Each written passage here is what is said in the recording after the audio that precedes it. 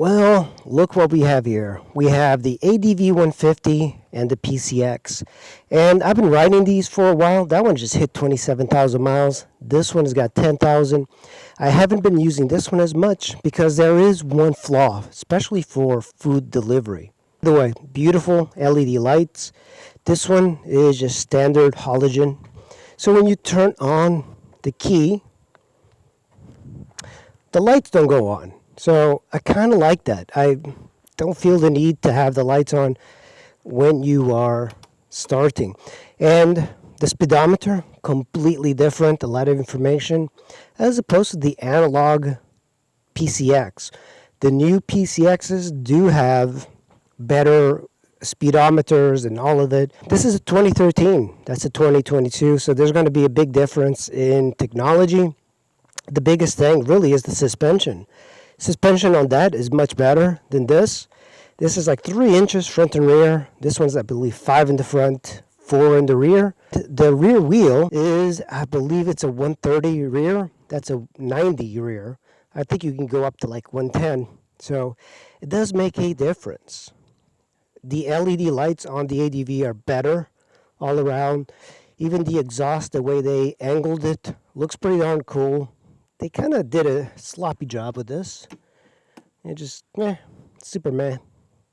And another amazing thing with the ADV, you have a handbrake that you can use with just one hand. This has got a handbrake that's unusable. Absolutely unusable. It's like 2 hands, barely works. It's just not a good system.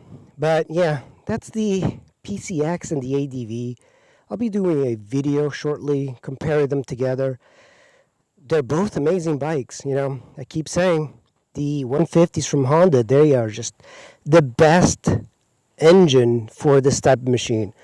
I don't feel like I need any more power. I can get on the highway with these. 60 miles an hour is just barely enough to go from one exit to the other.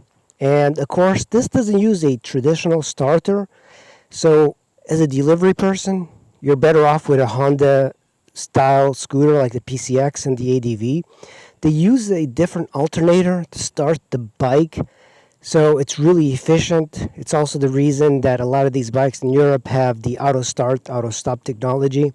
These don't, because in the United States, they were concerned about the safety aspect of it, which doesn't make sense because they have cars that have that technology. This is just more like a fire road type of bike. I can kind of see people who buy this thing and they will just put it in the back of an RV or trailer and just like go out to ride. I think that's kind of like what this bike is all about, a pit bike / adventure bike. I do love riding scooters off-road. There's like something about it. They're so easy to ride, but because of these really high hump in the middle, it makes it a little harder. You know, the Zuma 125, it had a flat floorboard, and I didn't like it because the way you're positioned for your feet was like too high. And this one is just right, except that hump. That hump is just so much taller and wider, and it's got like a sharp edge here, as opposed to the sleek style of the PCX that's lower to the ground and just kind of easy to throw your leg over it. On this one, you kind of have to throw your leg higher, like a motorcycle, as if you're throwing it through the back here.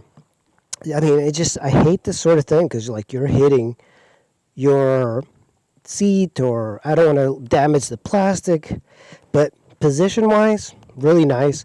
And another really good thing about this bike, you can stand up and ride it. On the PCX, it is not meant for that. The handlebars kind of come out a little bit more. There's a little bit more space for the rider, but it's not a bike that you can stand up. It actually feels kind of unstable. Another thing I should say is that the bike is actually narrower here. So it's, the ADV is like wider. And the ADV has 1 more horsepower than this, and it's also heavier. Not a big deal. It really comes down to styling, and if you're on the shorter side, you'll want to pick this than this. But they're both amazing machines. All right, guys, thanks for watching. I'll see you in the next video.